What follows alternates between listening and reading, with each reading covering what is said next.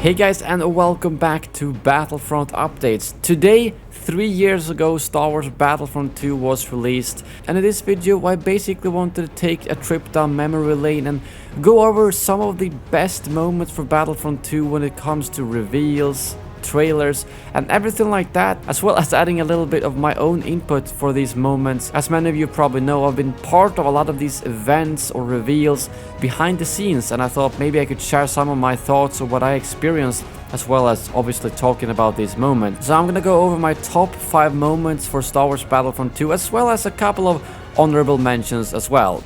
First of all, I think the day 3 years ago is probably something most of us want to forget. It may be the launch of Battlefront 2 and the start of this great journey, but it was also a horrible day with the loot box fiasco and all the chaos around this game.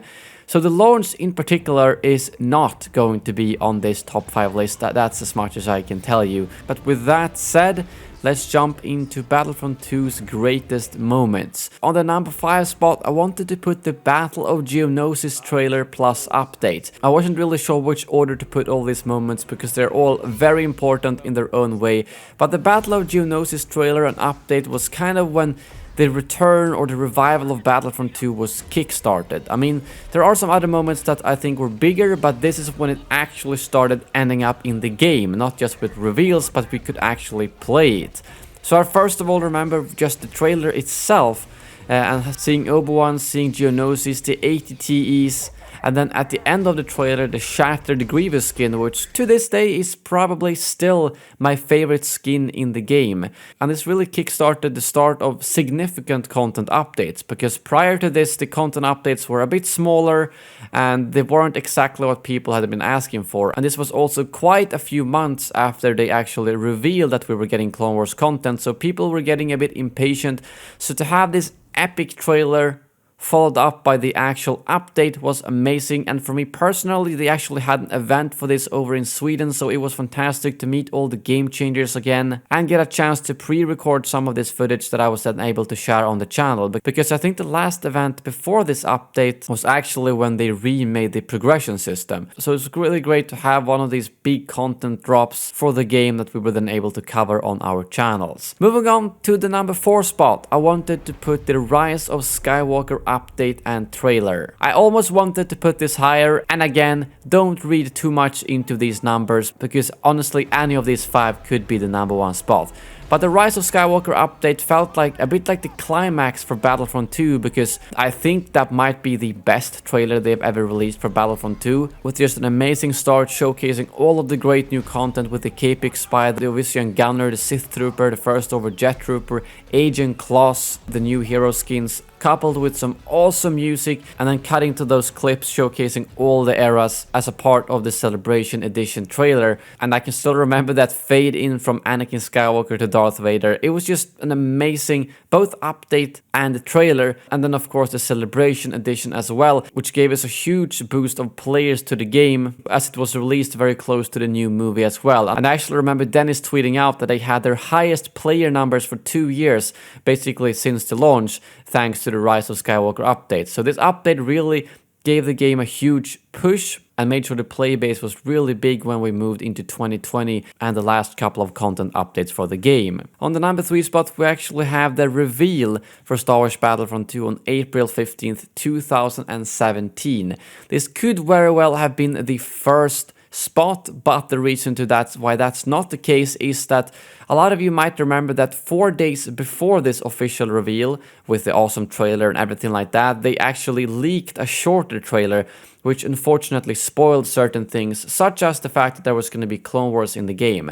Just a few interesting tidbits here. A lot of you might remember that they actually leaked this like the same morning that I was heading off to Star Wars Celebration, so I think I recorded a video like on the bus on the way to the airport, and then I did this live stream at the airport to kind of give you guys an update on, well, the trailer, if I had any official information and whatnot. So it really leaked with the worst possible timing for me personally, and well, obviously for EA and DICE as well, since they didn't want this to be leaked at all. But then on April 15th, 4 days later, they had the official panel and the big reveal for the game. And with that amazing trailer, I remember the music, Palpatine's voice, and obviously as soon as we saw Darth Maul and Yoda, the crowd cheered, and I could only imagine that cheer would have been even higher if it wasn't leaked beforehand, because that was really the big reveal of the trailer. They were very careful with not talking about the eras prior to that, and basically the Clone Wars part was revealed through the trailer when Yoda and Darth Maul popped up. So it really to this day still bugs me that it leaked 4 days before the reveal, but nevertheless it was an awesome reveal. The trailer was fantastic. It lined up the game perfectly with both the campaign story and all the eras being in the game and so on. And then the fact that the campaign didn't really turn out to be what everyone expected, well, let's not have that take away from the actual reveal. And as for the second spot, I actually went for the gameplay reveal. This was obviously a big moment for the game because, well, we got to see our first gameplay. And for me personally, it also meant a lot, and it's something I remember very fondly, which is why I put it so high, because I got to take part of that big live stream where we had two teams of basically game changers playing on the stream, and then having some commentators talking about it, and they're like, oh, Battlefront Updates is here, sniping this guy, something like that. So that was really nice to be able to take part of. And then Janina Aiden was actually sitting next to me playing as well, which was also really cool. So being part of a game that you've been waiting for so long, the official reveal was just an amazing experience to me, and I know the reaction to the gameplay was really good as well, because this was before the loot boxes and everything like that. And then on top of that, I'm also gonna count in the next day to this gameplay reveal, because the day after I got a chance to do a one-on-one stream with Dennis, playing the game and asking him any questions I wanted. And this stream, I think, is to this date still the most viewed stream I've ever had. The VOD has like 100,000 views, and I think I had over 10,000 concurrent viewers.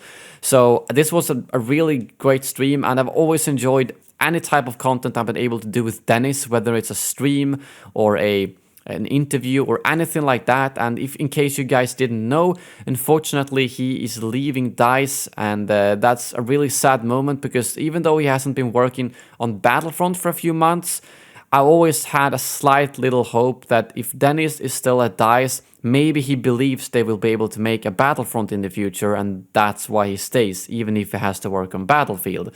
So the fact that he's leaving DICE is a really sad moment to me, as I've had the privilege to be able to work with him both for the first and the second game with various streams, interviews, and just talking to him and knowing how many awesome ideas he had for the game, some of which never made it into the game, unfortunately.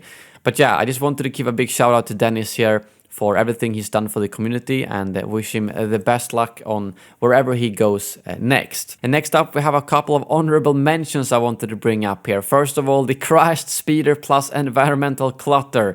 If you guys don't know, basically the Elite Core update was an update that was starting to add the clone skins to the game. And in that community transmission, they had a piece of art that showcased the new skins, and in the background there was a very vague hint of a droideka, and this was something that they at first didn't think was a droideka. And I was actually with Ben at Gamescom when this happened, so I saw his reaction. He was like, there's no way that's a droideka, because we're not working on a droideka, so that doesn't make any sense. And they were just denying that, and I remember that it was only like on the highest resolution version of the screenshot that you could actually clearly see that it was a droideka. So I was really uncertain at first as well, until someone like zoomed in on the high resolution version, and you were like, yeah, that has to be a droideka. And then a few days afterwards, they actually went out and said that while we saw similarities, we believed it could have been a crashed speeder or environmental clutter. And that's where that meme started. And yeah, it did not go down very well, because obviously everyone wanted a droideka, and they said we're not getting a droideka. Eventually, we did get a droideka at EA Play the year afterwards. So everyone were happy in the end, but the crashed speeder plus environmental clutter, was not something that went down very well, and I'm still to this day wondering who put that model of the droideka in there, and were they actually trying to troll for real. Another honorable mention is CT1, which has kind of become a bit of a meme in the community, that every time Jay or Ben basically tweeted anything, everyone were like CT1, CT1. And I also wanted to bring up just what the CTs stood for here, the community transmissions, as when Ben started as a community manager, the communication was not good at all, and when he started introducing these community transmissions, it was really a huge step in the right direction, and I think they released over like 70 smaller or bigger community transmissions, and it really became a huge part of the communication between the player base and the development team. So yeah, a big thanks again to Ben for doing that for the community and creating those community transmissions, and thank you to whoever made this gif of me on a scooter and decided to merge it with the CT1 meme. I laughed pretty hard when I saw that the first time. And the last honorable mention I wanted to bring up is the player wall at DICE, because I just think it really represents how strong of a connection the community had with the development team. And again, how freaking sad it is that they closed down this game, because I've never seen it's such a passionate development team and community. So having this player wall that, you know, showcased all the community's memes, fan art, articles, and everything like that was really great. And I hope that player wall is still up there at DICE, even though the Battlefront team doesn't exist anymore, because I honestly think that the majority of developers who now are probably forced to work on Battlefield 6 wish they could work on Battlefront 2 and continue instead. Maybe not all of them, but the developers I've met, I know for certain they would have, if they had an opportunity, wanted to continue working on Battlefront 2. But yeah, so lastly, what is the #1 moment for me when it comes to Battlefront 2? Hello there! Well, I have to say Dennis at EA Play in 2018, because that was at the point where the community was a little bit on the fence. Is this game gonna completely die down, or do we have a future?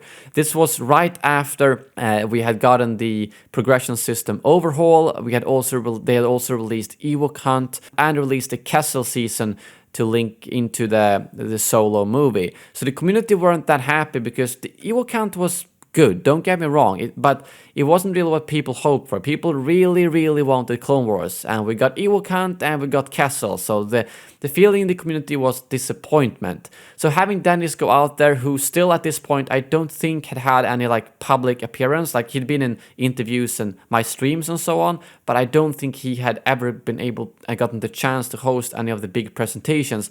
So seeing him out there with a huge smile and knowing his passion, first of all talking about Kessel, Ewok Hunt, and then getting into the big stuff, like he was saying that we're getting a Hero Starfighter mode and a squad system, something people have been waiting for, and then finally saying that we're going deep into the Clone Wars, announcing that we are getting Anakin, Obi-Wan, Grievous, Dooku, Geonosis, and then lastly also mentioning that we are getting a large-scale game mode revolving around capturing command posts. It was just an awesome moment, because I remember the cheering in the crowd and just seeing how happy me and everyone else around me were for this, because basically he confirmed all the things that the community wanted: a squad system, a conquest, a Geonosis, all the Clone Wars heroes, and the fact that we're going deep into the Clone Wars, and that he got the chance to do that after all the crap the development team took after launch.